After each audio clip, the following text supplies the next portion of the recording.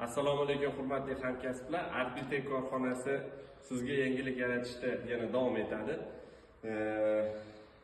Ko'rib turganingiz, bu asalni qayta ishlash sanoatida qo'llaniladigan buni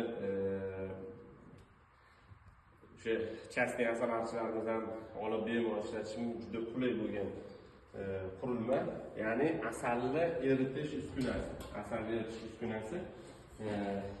Demek, içine abzor qilib oladigan bo'lsak, birinchi, demek, asalni qanaqa tartibda eritadi. Hurmatli operator, yaqinroq ko'rsatamiz. Demek, chelakdagi asalni, qotib turgan asalni teskarisiga qo'yamiz. Mana bu joyda e'tibor beradigan bo'lsak, mana shu turbalarning ichida, zimeyka qilingan turbalarning ichida issiq suv oqimi sirkulyatsioniy nasos bilan ishlaydi va mana shu devorlarini hammasi to'rt tomoni ham demak ma'lum bir haroratda asalni qizdirib turadi. Undan chiqqan issiqlik shkaf, mana shu termo shkaf deydi. Termo shkafda to'planadi. Bu demak issiqlikni ushlab turishi uchun utepленный qilib qilingan, ya'ni tepli izolyatsiya qo'yilgan, 2 qavatlik, ya'ni eshiklarga ham e'tibor berishingiz mumkin. Hammasida tepli izolyatsiyasi bor.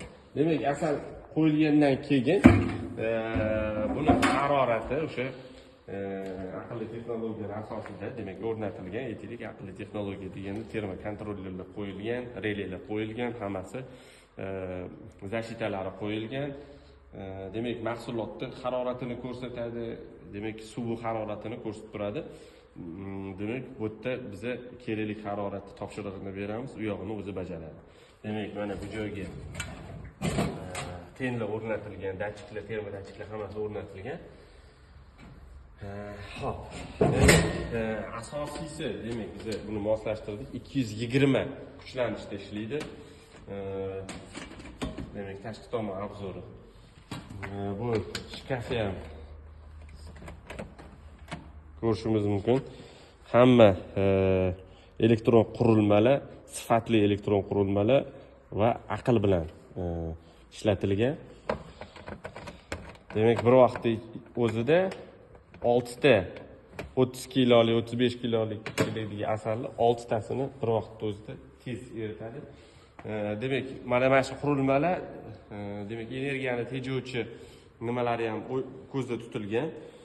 Demak, bu yerda podacha sistemaga podacha berish suv. Bu sliv. Mana bu расширительный bachok deymiz. Suv ma'lum bir uровеньga yetgandan keyin shu yerdan tomosha boshlaydi.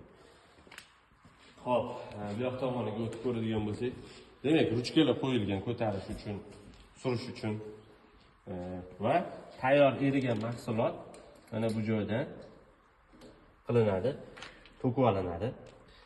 Demak, hurmatli asalarichilar, bu joyda butun o'sha jahon standartiga javob beriladigan, oziq-ovqat sanoatida qo'llaniladigan 300 eng высший marka, 304 marka nержавейкаdan qurilmamiz ishlab chiqarilgan. Kimki demak shunaqa qulay eritish moslamasiga ega bo'lmoqchi bo'lsa, murojaat qilasizlar.